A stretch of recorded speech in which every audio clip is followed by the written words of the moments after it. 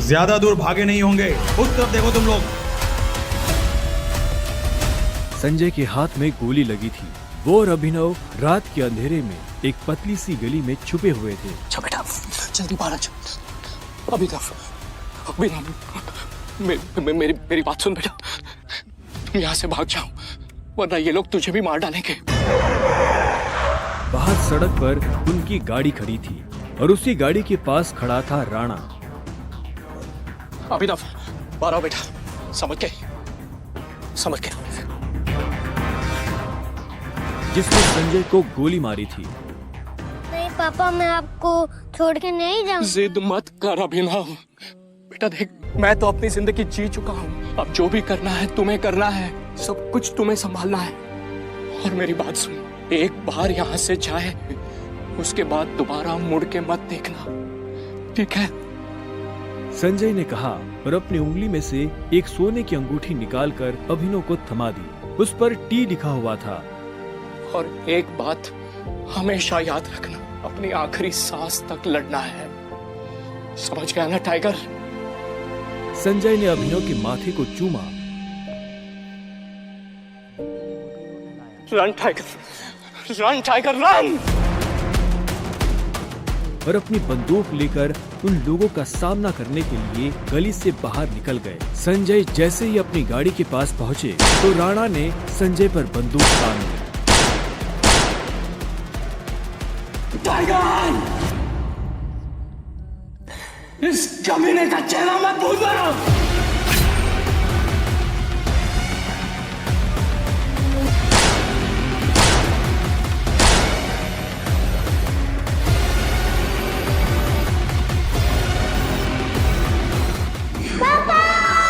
अभिनव चिल्लाया और अचानक से उसकी नींद खुल गई।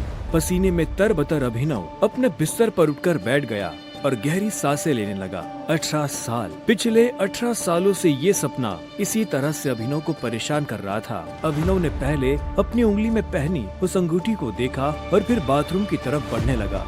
अभिनव गुड़गांव में रहता था और डिलीवरी बॉय का काम करता था। हालांकि इस काम में उसका मन नहीं लगता था, लेकिन अनाथ आश्रम से निकलने के बाद उसके पास ये करने के अलावा और कोई चारा नहीं था। 18 साल की उम्र में उसने अपना खर्च खुद उठाना शुरू कर दिया था। उसकी जिंदगी में बस एक ही खुशी थी, उसकी गर्लफ्रेंड वैभवी। जब भी वो वैभवी को देखता तो अपने सारे दुख भूल जाता था। और आज तो वैभवी का जन्मदिन था, इसलिए अभिनव जल्द से जल्द उससे मिलना चाहता था। अंकल, ये केक कितने का है? 600 का है। और ये पेस्ट्री? वो 60 का है। एक दे दीजिए। असल में अभिनव और वैभवी ने ये तय किया था कि वो पैसे जोड़कर अपने लिए किराए का एक बड़ा घर लेंगे, इसलिए वो पैसे वेस्ट नहीं करना चाहते थे। Thank you. Thank you. कुछ देर के बाद जब वो वैभवी के घर के बाहर पहुंचा तो उसने देखा वहाँ काफी रंगीन लाइट्स जल रही थी और वहाँ से तेज म्यूजिक की आवाज आ रही थी।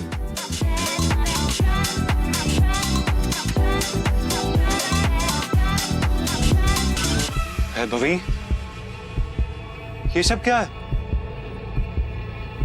ये कौन है वैभवी? देख नहीं रही है, डिलीवरी बॉय है। पर हम तो केक मंगवा चुके थे ना, फिर तूने पेस्ट्री क्यों मंगवाई? ओह, याद आया, ये तो वही डिलीवरी बॉय है ना जिसको तू डेट कर रही थी।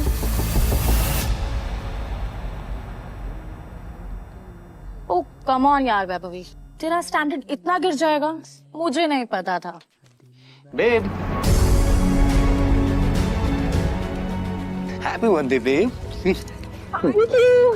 अभिनव देवेन को अच्छी तरह से जानता था। वो एक बड़े बाप का लड़का था और हर वक्त वैभवी के आसपास मंडराता रहता था। देवेन को यहाँ देखते ही अभिनव का दिमाग खराब हो गया। उसके हाथ में एक बड़ा सा गिफ्ट था। उसके आगे अभिनव के हाथ में लटकी पेस्ट्री की थैली कुछ भी नहीं लग रही थी। मेरी वैभवी को छूने की तेरी हिम्मत कैसे? दोस्तों, तुम लोगों को मेरे ऊपर डाउट था ना, मेरे स्टैंडर्ड्स पर डाउट था। अब बताती हूँ मेरे स्टैंडर्ड्स क्या हैं। मैं तुमसे ब्रेकअप कर रही हूँ। और नहीं तो क्या, बेचारी कब तक तुझ जैसे गरीब के साथ ऐसी आधी पेस्ट्री खाती रहेगी। साला तेरी हिम्मत कैसे? तो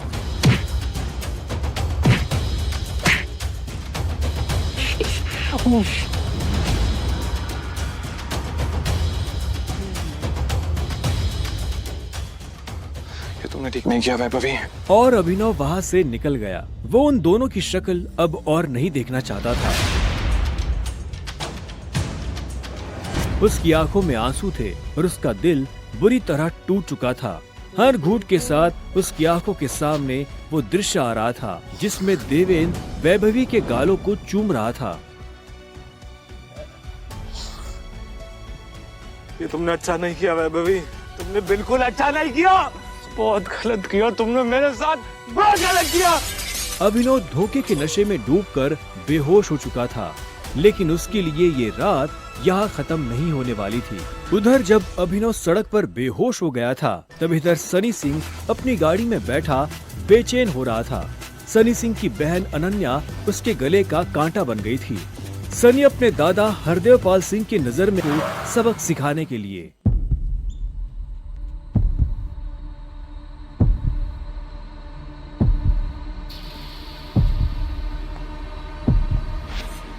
जल्दी करो, गाड़ी में डालो इसे। सुबह होने से पहले अगर हमने इसको अनन्या के कमरे में नहीं डाला तो ऐसा मौका दोबारा नहीं मिलेगा।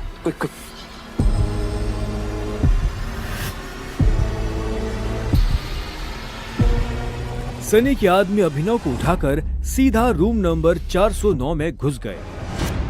इसके कपड़े उतारो और बेड पे लिटाओ उसका। कपड़े उतारो इसका। उन्होंने अभिनव को बहुत आहिस्ते से उस बिस्तर पर लेटा दिया। वहाँ पहले से सनी की बहन अनन्या सोई हुई थी। सुबह जब अभिनव ने करवट बदली तो उसका हाथ एक नरम हाथ से टकरा गया। अभिनव की नींद टूटी और उसने देखा कि वो एक अनजान लड़की के बगल में लेटा हुआ था। नावे से समझ आ रहा था कि वो बहुत अमीर आदमी थे। अनन्या